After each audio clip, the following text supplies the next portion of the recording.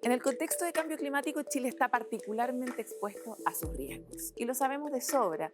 Ya no son los tradicionales riesgos, los tsunamis o los terremotos. Hoy estamos hablando de tornados en Puerto Varas, de inundaciones y desbordes de río. Y la cara cambia de acuerdo a cada uno de los territorios. El asunto es, ¿qué estamos haciendo para adaptarnos mejor y responder mejor a esta nueva realidad? Hoy hablaremos justamente de eso. ¿Cómo van nuestros planes de adaptación, nuestras herramientas, qué tan cercanas están a la población, qué iniciativas podríamos destacar que nos permitan tener fe en que nuestro paso va más acelerado en esta transformación?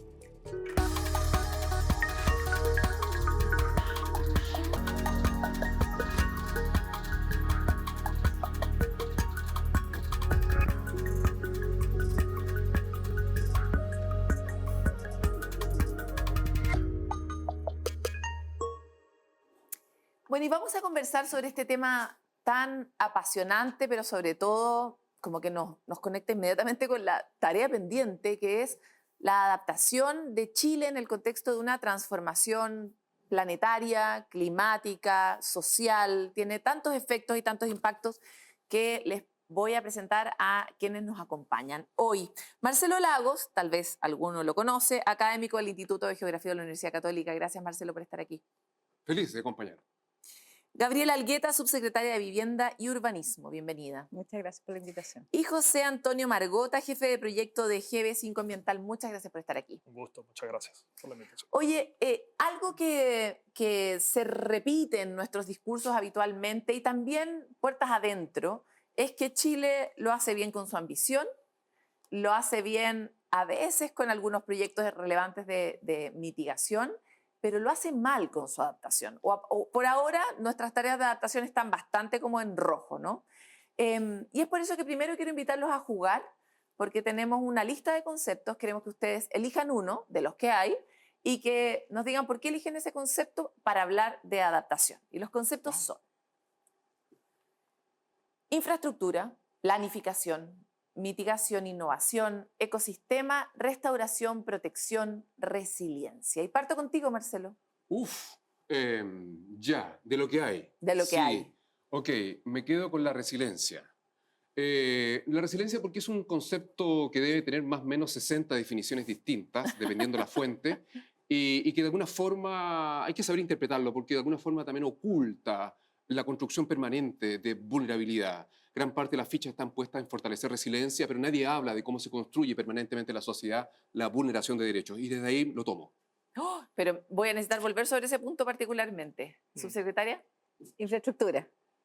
Creo que la infraestructura es un medio que puede generar oportunidades o definitivamente condenar a ciertos territorios. Y en ese sentido, cuando la infraestructura se alinea también con el bienestar de las personas y con el bienestar ambiental, podemos hacer que esa infraestructura se ponga entonces al servicio de la adaptación, y vamos a hablar hoy día de ciudades verdes y soluciones basadas en la naturaleza. José.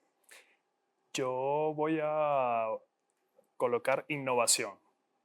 Creo que parte de, un poco orientado hacia lo que dicen mis colegas, es que las soluciones, bien sean naturales y en parte de lo que viene la adaptación a lo que es el cambio climático, la resistencia, ¿verdad? Y la transformación viene también de la mano de lo que es la innovación tecnológica.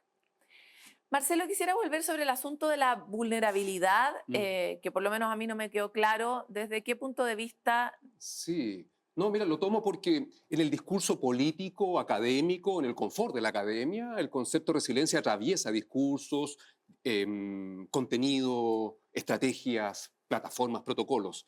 Pero de alguna forma pone las fichas gran parte en fortalecer las capacidades de comunidades expuestas, de comunidades que tienen que adaptarse. Pero de alguna forma usar el concepto de resiliencia también es delicado porque invisibiliza las bases de vulneración de derechos históricas acumuladas en el espacio-tiempo. Por lo tanto, de alguna Por forma, ejemplo, ayúdame a no, entender. yo con resiliencia le delego a la comunidad que fortalecer capacidades. Ellos tienen que afrontar las complejidades. Cuando a veces por diseño la cuestión fue hecha mal. Pero evidentemente hay un base y hay una historia que ha construido vulneraciones y esas vulneraciones se traducen en población expuesta a peligros y hablamos de riesgo y eso se conecta con procesos derivados de la emergencia climática. Entonces, la resiliencia es un tema que es importante, claramente, debemos fortalecer resiliencia, capacidad de afrontamiento, etcétera, pero no hay que olvidar de que muchas fichas cargadas hacia la resiliencia de alguna forma invisibilizan ¿O no te permite corregir los diseños?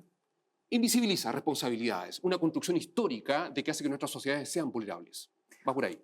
Oye, la adaptación es algo que parte de la condición de que hay algo que ya fue, que no hay otra vuelta que encontrar una manera de resolverlo, ¿no? Y somos en general poco adaptativos porque eso supone una transformación de nosotros mismos. ¿Cuál es para ustedes, en el fondo, la clave para destrabar la posibilidad de adaptarnos más rápidamente? Parto contigo. Sí. Yo creo que la clave va un poco en entender el contexto en el que estamos viviendo. Primero, entender que el cambio climático ya existe es el primer paso.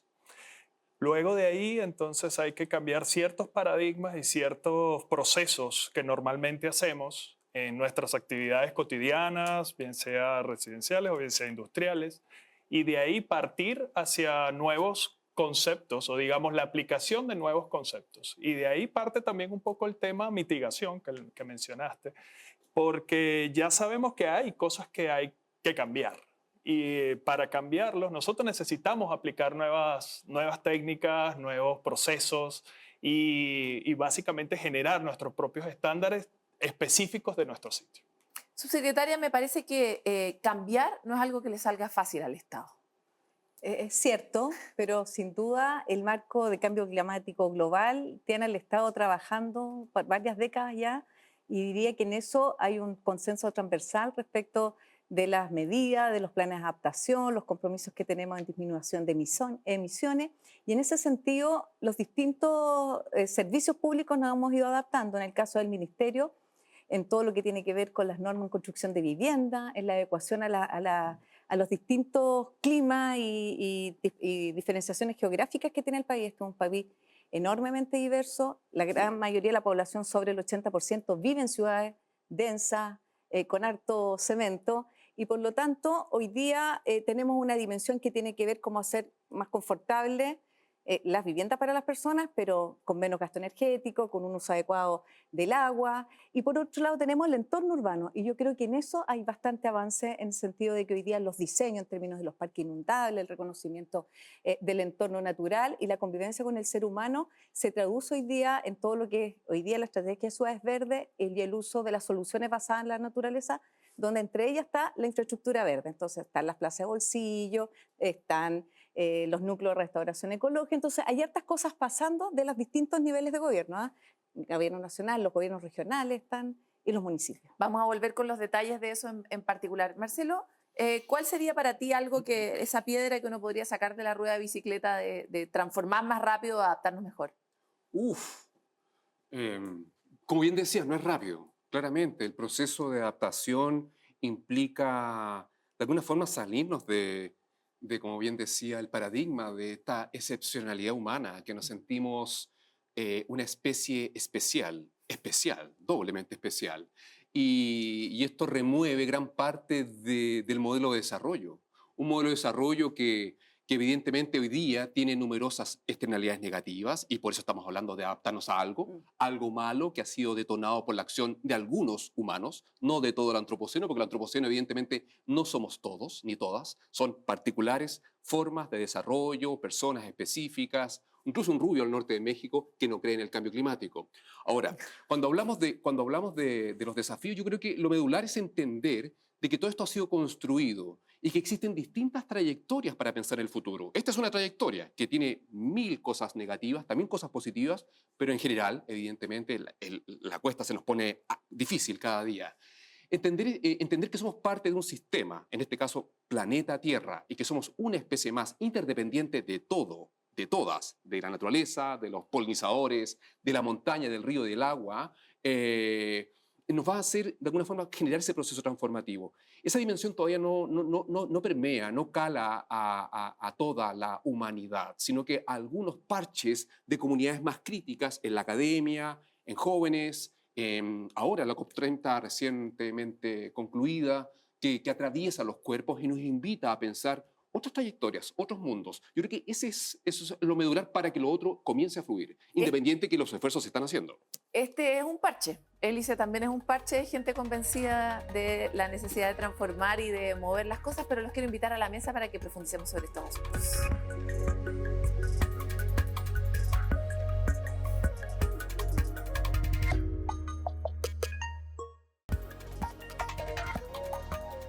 Volvemos en este capítulo sobre adaptación y queremos profundizar con nuestros invitados, sobre todo porque hay una dimensión que tal vez es importante aclarar y es un poco el diagnóstico. De alguna forma, tú, subsecretaria, hablabas de particularmente cómo hemos diseñado las ciudades hasta ahora. Y sería bueno que entre los tres, de manera muy breve, cada uno le pusiera, no sé, adjetivos y descripciones a cómo hemos diseñado las ciudades hasta ahora y por qué necesitamos adaptarlas. De hecho, parto con usted. Bueno, en el caso de Chile, que es un país muy fragmentado socioeconómicamente, profundamente desigual y además un territorio muy diferente y diverso con distintas realidades geográficas, climáticas. Entonces lo que tenemos es que hoy día yo creo que hay un consenso de poder diseñar proyectos urbanos habitacionales, espacios públicos adaptados a esa realidad pero ¿cómo climática. está diseñado hoy día? Hoy día, ¿entendés? claro, en general, claro, lo que tienes tú es que por mucho tiempo el tipo de construcción, el tipo de vivienda, que eso ha ido cambiando en el tiempo, era estandarizado para todo el país, ¿verdad? Entonces hoy día tener una perspectiva territorial que implique decir que las oscilaciones térmicas del norte respecto de la materialidad de la vivienda, respecto de las soluciones climáticas que tienen, versus Magallanes, versus el centro, donde tenemos además todo el tema de la contaminación atmosférica, porque en general hoy día lo que estás buscando en la infraestructura es poder hacerse cargo también en esta adaptación de que se produzcan tanto en el diseño como en la construcción posterior menos emisiones, seamos mucho más conscientes respecto a los residuos. Entonces, vuelvo en el fondo al punto del diagnóstico porque creo que no necesariamente todos compartimos la misma información y hay algo debajo de lo que estás diciendo que es importante, que es, por ejemplo, hay ciertos materiales que en el centro, en el norte y en el sur tienen una respuesta distinta para la vida cotidiana de las personas y hace que ciertas ciudades completas estén con niveles, por ejemplo, de temperatura para vivir sus vidas cotidianas 3 grados más bajas que otras adentro de la casa y que pasen lo que se entiende como pobreza energética, por ejemplo, o que haya sectores que estaban diseñados de manera centralista, plazas que no se podían usar en el norte de Chile porque no tenían techo. O sea, la tontera un poco de la miopía del centralismo también, ¿no? Marcelo, si nos ayuda a terminar de construir el diagnóstico. Un diagnóstico, una fotografía. Una foto más bien. Yo lo conectaría con una distribución normal, donde los asentamientos humanos históricamente se han diseñado para condiciones normales, pero hoy día lo que prevalece es la sorpresa. La sorpresa que nos enrostra todo lo que no sabemos. Le llamamos sorpresa, dato anómalo, outliers, llamémosle como sea, pero ese dato raro que nos sorprende, esas ondas de calor que van aumentando, esos incendios forestales, no son sorpresas, ya sabíamos. Que los liberan todo, pero en la práctica se sigue en gran parte por mucho tiempo normalizando, diseñando para la ciudad que conocíamos, con esa ventana que conocemos, que te mueres de frío en invierno y te mueres de calor en verano, esos techos de los departamentos que tienen en Chile por ley, 2.2, 2.3, que nos comprimen, ciertamente, a diferencia, no sé, tú vas a cualquier departamento simple y público en Brasil, donde las temperaturas son importantes, nunca vas a ver una altura de 2.3 metros, o sea, la altura te da un poco de ventilación, o sea, evidentemente hemos vivido una normalidad, y hoy día la sorpresa es la normalidad, y ese proceso de adaptación se conecta con salir de ese paradigma de lo normal, que se conecta con lo que dice la subsecretaria, ciertamente, de esta necesaria adaptación, ecualización con las características propias de los territorios.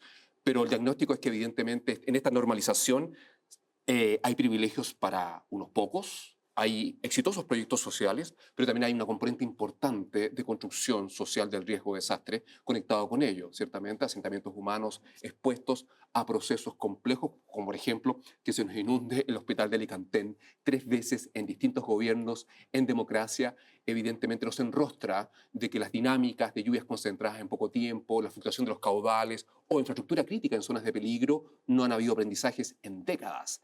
Evidentemente estamos mucho mejor que en otros países de la región en ciertos temas, y eso nadie lo niega, pero con los saberes, con los conocimientos, con la ciencia, con la tecnología y los recursos que tenemos en este país, claramente podríamos estar dando pasos agigantados en estas materias. José Antonio, hay algo que plantea la subsecretaria y también tiene que ver con, por ejemplo, los materiales.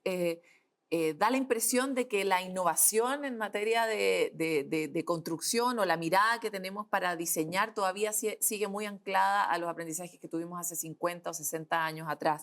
Y desde el mundo privado nos interesa mucho cómo ven que esta conversación se está actualizando, o si todavía estamos demasiado anclados a esas condiciones. Claro, no, la verdad que no estamos anclados. La verdad es que se han hecho muchos avances desde el punto de vista más tradicional, quizás, de lo que era la construcción más tradicional, a cómo se manejan las ciudades ahora. Las ciudades han intentado ir en evolución, que es lo que buscan siempre estas ciudades verdes, de generar pulmones verdes dentro de las ciudades, humedales artificiales que permitan una cierta recirculación de los acuíferos subterráneos, de los freáticos sobre todo. Una mejor conducción de las aguas de infiltración, digamos, otro tipo de pinturas, otro tipo de pavimentos más permeables. Entonces sí hemos ido como en una evolución y una gestión mucho más eficiente de lo que son los centros urbanos.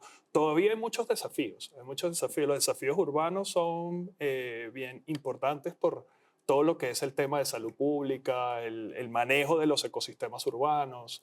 Entonces, hacia allá tienen que apuntar, digamos, estos procesos de adaptabilidad y de transformación de la ciudad. Subsecretaria, me parece súper interesante que en distintos momentos de este programa usted ya ha mencionado el asunto de infraestructuras verdes, esta misma alusión un poco a los humedales, a tecnologías, infraestructura que ya está dada un poco por la naturaleza, pero que hoy sabemos que presta, voy a ponerlo muy, muy centrado en el ser humano, muchos servicios a nuestras ciudades. Desde evitar que cierta inundación llegue a un lugar, gracias a, por ejemplo, zonas inundables como un humedal, hasta otros impactos que son relevantes, pero sin embargo esas soluciones a veces, o por lo menos en el cálculo final, muchas veces el Estado las dejaba abajo porque económicamente podían ser un poco más caras. Lo que no contemplaba otros costos en enfermedades para las personas, en cómo enfrentan la vida cotidiana, que también tiene finalmente un costo final para el Estado mucho más incorporado. ¿Cómo ha evolucionado esta visión tal vez más sistémica? ¿Está o no está? ¿O todavía el Ministerio de Vivienda y Urbanismo está medio atrapado en esa mirada? No, yo creo que, bueno, el Ministerio de Vivienda y Urbanismo está cumpliendo 60 años y yo creo que en esta materia, me gustaría destacar la perseverancia que ha tenido por lo menos los últimos 10 años el Ministerio en tener una marcada agenda en términos de la incorporación de todo y su adaptación hoy día, en la incorporación del Plan de Adaptación de Cambio Climático Sectorial, y eso incluye hoy día que estamos con la Estrategia Nacional de Vivienda Sustentable. Estamos justo cambiando ahora, que ya lleva casi 10 años ya, y que va a incorporar todo lo que tiene que ver con la eficiencia energética de las viviendas, a propósito de que una vivienda mejor acondicionada tiene como correlato una mejor bienestar para la salud de las personas, porque en general se calefaccionan con leña. Dicho sea de paso, por ejemplo, en el plan de contaminación de Coyhai, que ya Aysén y Coyhai, que ya cumplieron ellos su meta, que era a 10 años, tener todas las viviendas ya con los subsidios aplicados, que eran 10.000 subsidios. Y en ese sentido, eso ha tenido un correlato también en el ahorro y la eficiencia del ahorro energético. Entonces, cuando uno mira la vivienda pública hoy día, tener vivienda pública con suelo bien localizado es un menor costo para el Estado. Porque antes, cuando uno mandaba la vivienda de menor calidad, además de su construcción, a la periferia, el costo para el Estado de poder después llevar infraestructura, transporte, el costo que tiene trasladarse en la huella de carbono de las personas, llevar un jardín infantil lejos de áreas verdes, de plaza, eso en general no solo es una infraestructura que generó finalmente una exclusión social, sino que también tiene un costo al Estado, porque como uno mira el Estado fragmentadamente, claro, yo construí la vivienda y me costaba, no sé, 1.700 UF, pero nadie después miraba que después fue el MOP que tuvo que hacer la carretera, educación que puso un colegio, salud que puso un Cefano. Porque los ministerios también funcionaban en caja. Entonces finalmente esa vivienda social mal construida además, no aislada con todo lo que estábamos comentando, cuesta 4.500 UF. Entonces hoy día pensar con una mirada territorial, pensar integradamente, o sea, que necesito colaborarme con otros para poder avanzar en esto, tiene hoy día el Ministerio, terminando la elaboración de la estrategia de ciudades verdes, que básicamente lo que busca es poder proteger, es poder restaurar también el sistema y la convivencia del ecosistema de las personas, del hábitat de las personas con el sistema natural, y en ese sentido plantea no solo las soluciones basadas en la naturaleza, donde está la infraestructura verde, sino que también reconoce los aprendizajes. Mirábamos ahora el catálogo de lo que se ha hecho Chile cuando determinando la realidad geográfica, cuál es la escala, además, porque hay una escala ciudad, hay una escala barrio, nosotros tenemos programas de barrio, quiero mi barrio, localidades, una manzana, y yo digo, bueno, si se me inunda, hago una zanja y filtración, si me estoy muriendo de calor, hago un bosque Miyawaki, o una plaza de bolsillo si tengo pocos recursos, o por otro lado, los temas de contaminación de aire, en el caso de la Chimba, por la escasez hídrica, nosotros lo que estamos haciendo es que los edificios puedan tener solución de aguas grises y rieguen el parque que está ahí, porque efectivamente hay un estrés hídrico allá. Y entonces, por lo tanto, las soluciones son distintas para De todo todas el país. maneras. Y hay harto aprendizaje de eso. Yo quisiera contarles una noticia que ustedes, por supuesto, se enteraron en 2023, cuando fuimos testigos de esta imagen que recorrió todos nuestros noticieros durante mucho tiempo. Era una calle que estaba colapsada, edificios que estaban evacuados, un socavón gigante que se abre a pocos metros del mar. Fue en agosto de ese año en el sector de Cochoa, en Viña del Mar. El terreno cedió luego de las lluvias, lo que interrumpió la conexión entre Concón y dejó al descubierto un problema que sigue trayendo consecuencias hasta hoy, porque parece que si hay algo que hacemos es demorarnos en resolver de manera definitiva los problemas, sobre todo cuando los problemas tienen cara de asentamientos en lugares donde no corresponden. La solución es como sacar ese asentamiento. Entonces, me encantaría un poco profundizar contigo, Marcelo, respecto de la falta de visión sistémica, la falta de percepción de vulnerabilidad, que a medida que pasa el tiempo conocemos mejor. Pero no sé si tú tienes algún caso como de éxito de algún país del mundo, algún lugar del mundo donde hayan dicho realmente aquí ya no se puede más, no podemos construir en la duna, vamos a tener que sacar el edificio, como algo que nos cuenta una historia de posibilidad frente a algo que nos cuesta mucho resolver. Sí, totalmente. Existen experiencias, pero evidentemente compararnos con países desarrollados, hay harta agua, harto que cortar. Sí, o sea, California, el estado de California o España, Francia, tienen ministerios del litoral. O sea, la arena es un patrimonio natural, singular, único que se cuida. En Chile tú puedes comprarte una duna fósil. En Chile tú puedes permear la gobernanza, puedes debilitar la planificación urbana y permitirte un plan regulador que permita densidad, altura. Tú cruzas la línea imaginaria entre Viña y Concón en esa duna fósil y el uso del suelo es totalmente distinto. Una totalmente densificada, la otra no. Son dos formas de entender cómo ordeno el territorio y por lo tanto experiencias existen. Pero no me quiero comparar con California o las costas de Francia o España. Pero en Chile se puede y eso se conecta con el poder.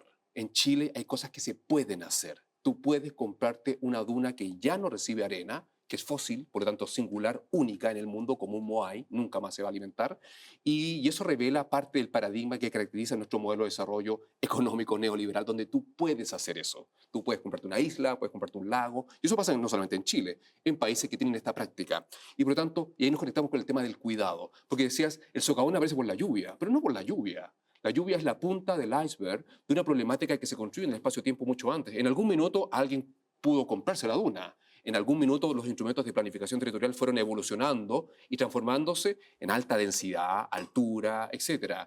Y en algún minuto, sencillamente por capacidad de carga, la duna explota y el maldito responsable es la lluvia y el socavón. Pero evidentemente acá hay todo un camino recorrido que se conecta con las decisiones humanas. Y eso revela, en términos de diagnóstico también, volviendo un poco para atrás, en cómo se construyen estos escenarios. Evidentemente los aprendizajes del socavón deberían ser una hoja de ruta para el futuro de cómo cuidamos este tipo de territorios frágiles, singulares, únicos en nuestro país. Me encantaría, José Antonio, en tu experiencia, ustedes como empresa, me imagino que reciben requerimientos para dar soluciones a este tipo de problemas que aparte están aflorando cada vez más a propósito del estrés del clima y de la transformación del clima, ¿no? ¿Cuáles son como buenos ejemplos de esos desafíos y en qué se pueden convertir?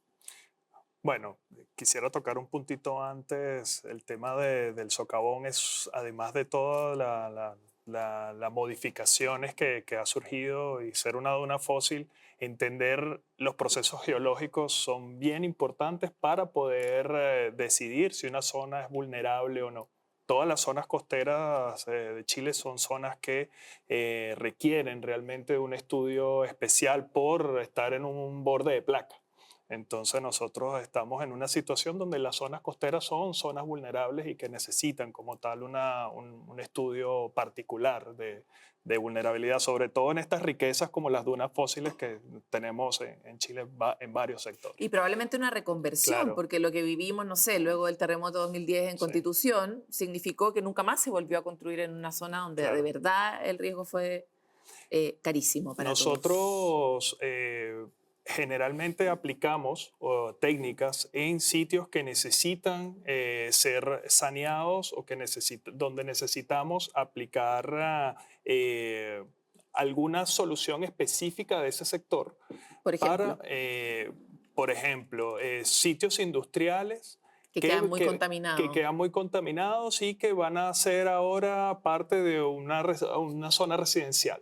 Porque la reutilización de los suelos o de los sitios en general, hay lugares que quedan dentro de zonas urbanas que anteriormente eran un galpón, una fábrica, y que actualmente van a pasar a ser un parque municipal. Entonces, ahí se aplican obviamente hay que hacer un diagnóstico del sitio, se hace una caracterización ambiental importante, evaluaciones de riesgo, porque obviamente necesitamos entender el contexto en el que se está realizando el trabajo, y luego se aplican diferentes técnicas. Por ejemplo, para un sitio industrial de este estilo, si es solamente el Bioremediación. suelo, uno podría aplicar bioremediación, uno podría aplicar también unos sistemas de alto vacío donde generes algún control de gases, extracción de vapores del suelo. Depende del tipo de contaminante, también podría generar algún control hidráulico local que te permita limpiar o hacer tratamientos in situ. La idea, creo, siempre es tratar de modificar lo menos posible el entorno natural para que se pueda entonces trabajar en un sistema con ciertas características originales. Restaurar. Estamos hoy día Exactamente. mucho en la conversación de regenerar, porque evidentemente no solo basta con parar de hacer las cosas mal, sino también arreglar, que es lo que uno hace cuando se equivoca, ¿no? Arreglar el error, o debería. En eso está la humanidad y en Chile también tratando de avanzar en esa materia, y por eso volvemos después de esta pausa.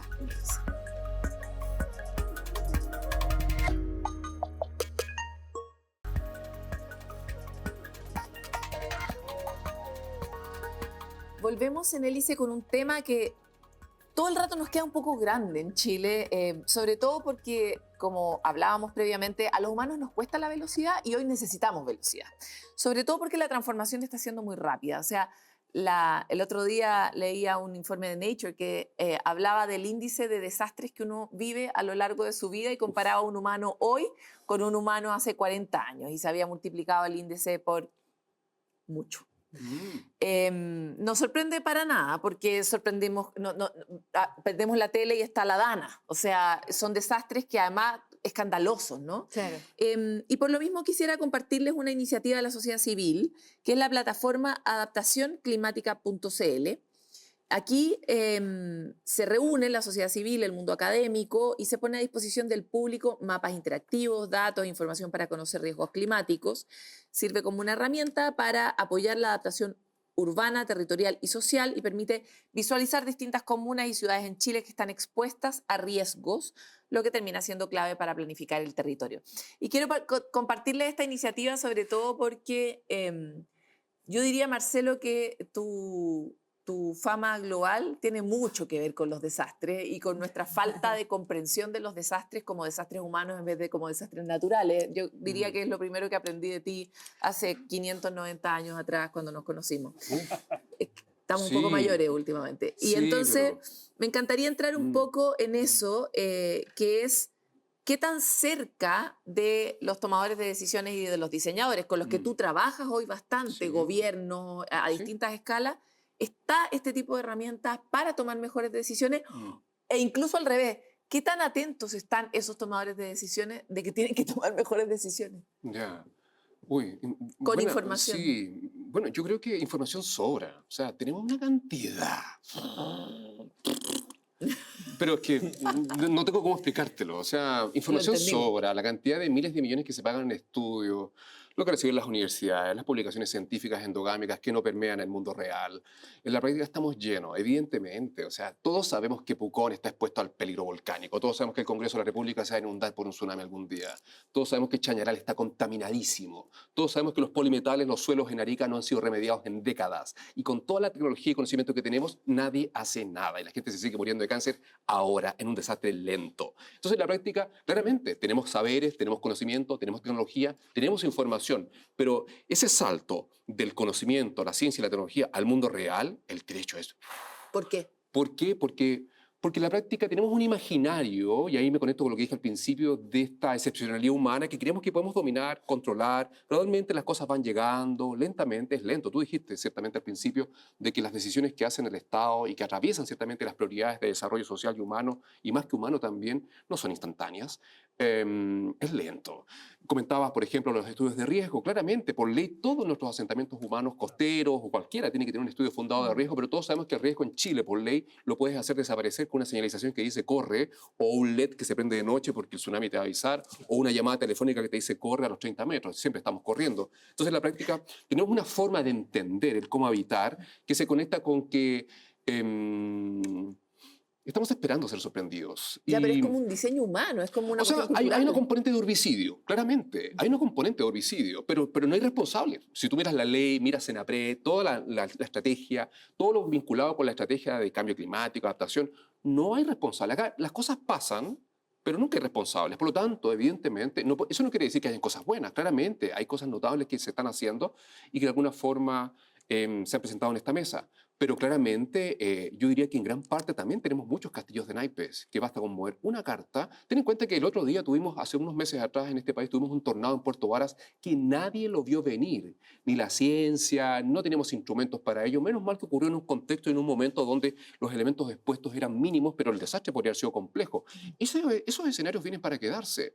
Creemos que los incendios cada día forestales y conectados con la matriz del monocultivo y el de habitar de forma irregular en ciertos contextos en este país, los vamos a controlar con supertanker, con el sensor que me dice la humedad y la triple unión de la humedad, temperatura y todo, y me avisa en el sistema de información geográfica, pero en la práctica los incendios vienen para quedarse. Canadá se está quemando entero, tiene una hojita en su bandera y se está quemando entero. Entonces, los desafíos son más complejos. Entonces, hay velocidades y prioridades en términos de urgencia que claramente deberían ser absolutas urgencias. El papel aguanta mucho y no pongo en duda que es necesario y urgente que todas nuestras normas, el rayo de cancha, atraviese ese discurso y esta conversación transversal entre las unidades, los ministerios, que nos invitan ciertamente a entender de que este es un tema prioritario para el desarrollo de las sociedades. Pero evidentemente tenemos tareas pendientes de los territorios reales ahora, complejos y urgentes de abordar. Ministra, perdón, subsecretaria, sube el cargo inmediatamente. Claro. Es que queremos esa mirada también integrada. Cuidadosa. ¿Qué tan dentro de la conversación cotidiana está esta urgencia de literalmente dar vuelta a la tortilla, integrar rápido la información científica y eventualmente poner en la carpeta de pendientes las cosas que directamente hay que transformar de forma radical para evitar riesgos? Mira, ahí yo creo que el caso del Ministerio de Vivienda tiene esa parte de planificación y yo comparto el tema de que la producción de estudio y de estudio para todos los diagnósticos tan archiconocidos. Tiene esa dimensión y en eso estuvimos hace muy poco lanzando una plataforma, por ejemplo, de los instrumentos de planificación territorial y cómo el tema de adaptación se incorpora a los instrumentos, cómo el riesgo se reconoce en los territorios, pero sabemos que los instrumentos se demoran 10 años, o sea, llegan después de que ya se construyó la ciudad, ya pasaron los desastres, ¿cierto? Y estamos tratando de optimizar eso en tiempo. Pero por otra parte tiene este tema de lo muy concreto, construimos viviendas, construimos parques, entonces ese hacer y ese conocimiento de varios años hoy día está rindiendo en términos de poder cambiar. Ahora a fines de noviembre se lanza la nueva normativa térmica que incluye 7 zonas más, que incluye las energías solares para, por ejemplo, mejorar la electricidad, el costo de la electricidad que tiene una vivienda, para mejorar el tema de la calefacción, el tema del agua caliente. Los parques nuestros ya tienen la incorporación, todo lo que tiene que ver con las especies nativas, con el uso eficiente del agua. El parque Mapocho Río que recientemente entregamos o el parque Caucari son parques inundables que van a responder en la eventualidad de estos eventos climáticos que son más intensos además y sin duda nos vamos a inundar en Santiago y debieran ser un buffer ahí. Hoy día estamos con restauración de núcleos de especies nativas en los bordes de la ladera acá del Parque Med, del Cerro San Cristóbal, y ahí se optó por la técnica Miyawaki, por ejemplo, que los árboles crecen más rápidamente, y ahí tenemos 7 puntos de restauración que va a permitir también como una de las medidas de infraestructura verde. Y así, en términos de vivienda social y en términos de parque, hoy día nosotros entendemos los territorios como una triada, que la ciudad, la casa, la vivienda no está disociada ni del espacio público ni de los equipamientos y que por lo tanto parte de los servicios ecosistémicos en un país tan desigual y una región metropolitana, por ejemplo, tan fragmentada, es que construir en parque, en San Ramón, en la zona sur de Santiago, tiene el servicio, por ejemplo, ecosistémico cultural, aparte de lo que es de isla de calor, aparte de captar las emisiones, que es de más de la lita a lo mejor, que es necesaria, pero tiene por otro lado un espacio donde los niños puedan salir de su blog de viviendas sociales que construimos sin espacio público en el pasado. Mucho, yo diría que hoy día las políticas públicas de hoy están regenerando las del pasado. Mucho compensando lo que hicimos mal. El tipo de mejoramiento de vivienda, estamos poniendo parques donde antes no construíamos, el estándar. Entonces, tú cuando ves hoy día una vivienda pública, no vas a distinguir con una vivienda privada en términos de los estándares que sean, en términos de LEIF, que es el ancho concreto de los muros. Entonces son menos calurosas en verano, menos frías en invierno, todas ya traen ventanas termopanel, el término de la agenda de industrialización hoy día. Una vivienda industrializada, que es la última agenda, permite no solo producir viviendas más rápido y por lo tanto llegar más rápido a la solución para las personas que buscan hoy día un acceso a la vivienda, sino que también se construye con un 40% más rápido, tiene menos emisiones porque se produce en una fábrica, es mucho más amable entonces con el medio ambiente, en términos también de las condiciones que tiene en términos de su característica de construcción. Entonces, hoy día también, a partir de todos esos estudios, hoy día hay un gran conocimiento acumulado y yo creo que estamos en esa, yo diría, frecuencia del hacer, basado en ciencia. Basado en ciencia. José Antonio, te quería preguntar en particular sobre líneas de innovación. Tú mencionaste 3 técnicas recién respecto de cómo uno podía, por ejemplo, limpiar un suelo que estaba contaminado. Sí. Pero háblanos como de cuál es hoy día la frontera en términos de nuevos materiales, de nuevas tecnologías o de nuevos diseños que se estén implementando para generar estas soluciones regenerativas. Sí, bueno, la verdad que, bueno, en principio que quisiera también tocar un poco lo del tema de los desastres naturales desde el punto de vista, digamos, de la industria. Nosotros estamos para apoyar los trabajos que se han hecho quizás en aras de mejorar como tal, porque información hay muchísima, concuerdo con eso. Ahora, ¿cómo la integramos y llevamos a la práctica, verdad? Algunas de las soluciones que se plantean desde la academia, ¿verdad? Ese sería un punto importante. Parte de las soluciones que se generan siempre desde métodos experimentales, se generan desde trabajos que se realizan en universidades. Actualmente existen muchas técnicas que se pueden utilizar, nanotecnologías, electroremediación, uso de energías renovables para poder trabajar con métodos tradicionales que antes requerían, no sé, el uso de diésel para manejar un equipo que estuviese en remoto. Actualmente lo puedes hacer a través del uso de energías renovables. Entonces, si bien los métodos requieren o dependen en cierta manera que conocer las características del lugar primero para poder adaptar, porque muchas veces encontramos una técnica y ya queremos aplicarla en todos los, no sé, seguimos siendo centralistas sí, de otra manera. exactamente. Intentamos, bueno, esta técnica funcionó en este sistema costero, apliquémosla entonces en todos los sistemas costeros de Chile. Y no es así, porque nosotros tenemos una gran cantidad de kilómetros de costa con distintas características, de las cuales entonces tenemos que analizar o tener en claro cómo son los procesos que se manejan en ese sitio, cómo es nuestro sistema hidrogeológico, cómo es nuestra biodiversidad en ese sector, para poder aplicar una técnica. Actualmente hay muchísimas técnicas que pueden ser aplicadas pero necesita ser realmente Pertinente al territorio. pertinente al uso del suelo, pertinente al territorio y que sea una técnica que pueda ser aplicada sin generar unos subproductos o sin generar algún otro problema ambiental. Voy brevemente, porque nos tenemos que ir a la pausa. Debajo de todo lo que dicen todo el rato me aparece la cultura, ¿no? La cultura y la transformación de la cultura y el desarrollo de una mayor percepción de riesgo. En una frase, en una palabra, ¿cuál sería para ustedes un elemento que nos permitiría avanzar en la transformación de una cultura que esté más atenta de forma más sistémica y desde todos los sectores de la sociedad, de la necesidad de esta transformación para que avance en un mejor pie? ¿Me toca a mí? Sí. Ya. Bueno, yo partiría que en esta hélice esté sentado también aquí la comunidad y escuchar desde sus saberes y experiencia su conocimiento, porque evidentemente ellos son los que experimentan y viven en los territorios lo que se decide aquí entre la empresa, el Estado y la academia. Yo creo que sería fundamental eso. Yo creo que en eso, o sea, comparto el tema de la comunidad, pero yo diría una descentralización más efectiva, o sea, que las decisiones, muchos de estos temas se pueden resolver en cada En una los de las territorios. regiones, región a región, comuna a comuna.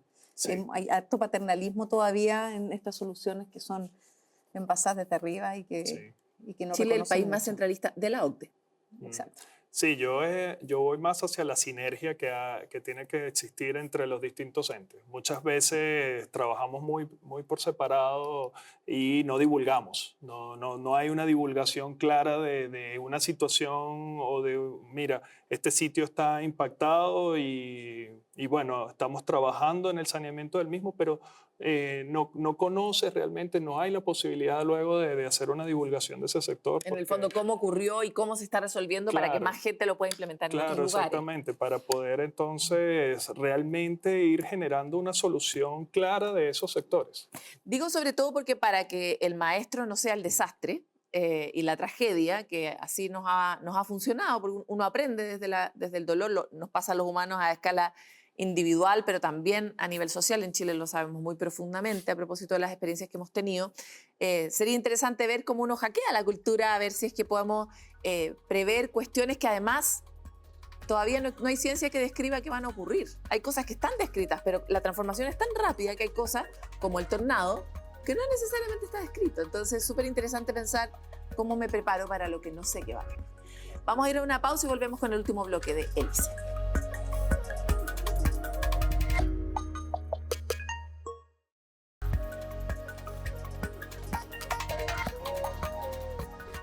Volvemos con este último bloque de Hélice con la expectativa de tener una mirada tal vez un poco más esperanzadora sobre nuestras posibilidades adaptativas. Yo todavía no estoy en ese espacio, pero evidentemente yo no soy la que importa en este programa, sino ustedes más bien. Y me encantaría avanzar un poco sobre una pregunta que dejé en el aire antes de cambiar de bloque, y era esta idea de cómo nos adaptamos de alguna forma para lo que no sabemos que va a venir.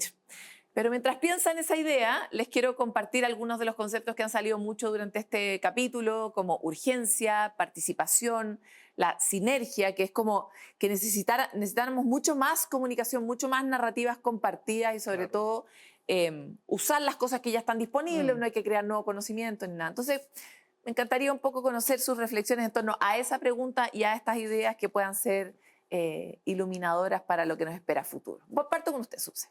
Bueno, yo creo que hoy día, más que nunca, las ciudades chilenas se van a ir adaptando naturalmente y reconocer esa realidad considerando la opinión de las personas que habitan esos territorios, reconociendo su diversidad y sin duda no inventar la rueda. Creo que ya hay muchos ejemplos en distintas ciudades, en distintos territorios que pueden ir siendo aplicados y por lo tanto yo creo que la coordinación interinstitucional, la colaboración público-privada va a permitir ir por ese camino. Creo que hoy día estamos más en el hacer y hay cosas que están disponibles, no es una falta ni de recursos, no, yo tampoco creo que sea falta de proyectos, más bien tiene que ver con el gran valor de tener que coordinarse, que los costos de transacción son muy difíciles muchas veces, pero ahí yo creo que está la clave para poder avanzar en esto. José Antonio. Sí, yo pienso que aquí es importante la integración. Estoy completamente de acuerdo entre todos los diferentes entes, incluso las comunidades. Entender que ya estamos en un contexto de cambio, que muchas de las actividades que normalmente realizamos en algún sector o dentro de las ciudades van a ir cambiando y que nosotros tenemos que también adaptarnos a estos cambios. Tenemos que intentar transformarnos nosotros, transformar nuestro entorno, entender un poco cómo está la situación ambiental, dando una pista clara de que estamos en una situación de constante evolución. ¿Okay? Y que sí hay procesos naturales, pero que nosotros también hemos exacerbado de alguna manera algunos de estos procesos naturales. Entonces, justamente al entender estos cambios de patrones de nuestras actividades o de nuestras actividades, sí, en general, vamos a poder ayudar a generar soluciones también. Eso. Marcelo.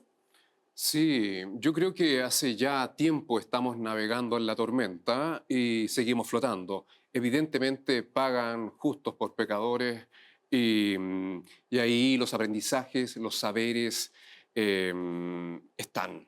La verdad es que no hay que inventar la rueda como se ha dicho acá. Y eso implica aprender a cuidarnos. Y aprender a cuidarnos implica de que, tal como tú mencionabas, de que no sabemos lo que puede pasar. Claramente hoy día los datos, la ciencia revela que se están midiendo parámetros ABC del sistema planeta Tierra que nunca antes habían medido y las consecuencias de lo que van a detonar por aquí o por allá en rigor son bastante impredecibles y por lo tanto la ciencia no tiene respuesta para todo, la comunidad experta tampoco, pero sí tenemos un pasado de eventos recurrentes que nos han marcado y nos han atravesado y que deberíamos mirar con atención. Y eso implica entender y rescatar la memoria, eso implica conectarnos con los saberes de los pueblos originarios que generalmente no son afectados por peligros socionaturales o del cambio climático de forma sustantiva. Y en esas miradas y esas formas de habitar también hay aprendizajes sustantivos y particularmente entender de que tenemos que ser una sociedad cuidadosa. Cuidadosa implica aprender a cuidarnos como en parte algunos pudimos hacerlo durante la pandemia y hoy día estamos todos aquí sin mascarillas, con 6 vacunas, donde la ciencia permitió ciertamente que hoy día estemos conversando aquí nosotros sin ningún problema y todo el mundo se salvó, nadie pagó por esa vacuna y hoy día estamos siendo mejores sociedades. Yo creo que podemos construir otras trayectorias, es un desafío gigantesco en un modelo que hoy día ya nos revela que es un árbol que tiene gran parte de sus raíces podridas y por lo tanto los frutos no necesariamente son los que necesitamos. Necesitamos otra forma de remover las bases que nos permitan esa transformación que se menciona acá, que se nos permita sencillamente adaptarnos a algo que en la práctica, si seguimos haciéndolo como estamos haciendo, evidentemente vamos directo al abismo. Yo creo en esa luz potente al final del túnel, pero para eso hay que cambiar las bases. Para terminar, me encantaría que ustedes brevemente eligieran algo que pedirle al otro sector, porque cada uno representa a la academia, al Estado, al sector privado. ¿Qué le pedirían en términos concretos para poder destrabar tal vez nuestro freno frente a la adaptación? ¿Quién quiere partir? Siempre le piden el Estado, pueden partir, me queda al final. ¿Le puedo pedir a todos? Sí. Sí, bueno, yo creo que hoy día, si lo miramos desde el punto de vista de la empresa, el negocio es la sustentabilidad. Y evidentemente es miopía no entenderlo. Y por lo tanto, avanzar entre el conocimiento, la ciencia y la empresa en crear y fortalecer toda estrategia que permita avanzar hacia un desarrollo regenerativo, no sustentable, mucho más allá, es la base. Y al Estado yo le pediría que, independiente de que todos sabemos que permanentemente está avanzando y luchando contra la corriente, que no es un tema fácil y complejo, que son gobiernos de 4 años, que todo pasa muy rápido, es que evidentemente, por lo menos en los instrumentos de planificación territorial y lo que es el riesgo, que de alguna forma logremos algún día tener herramientas que realmente se cuiden a las personas y que haya responsables cuando ese aluvión sepulta vivienda social y nadie es responsable. Yo creo que el tema de la responsabilidad en ese tema es un tema fundamental que va a hacer que en el futuro nuestras ciudades realmente sean más resilientes. Súper interesante.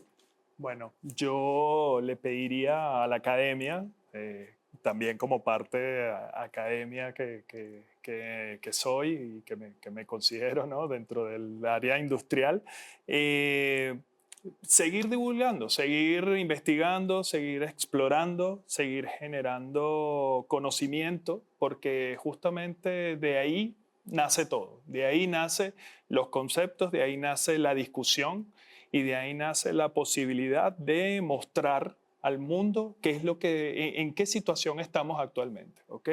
Nosotros, yo, por ejemplo, desde el área industrial ofrezco siempre la posibilidad de hacer ese link o esa integración de ese conocimiento y pues, aplicarlo en la parte práctica y tratar también de que de generar una evolución a partir de ese conocimiento.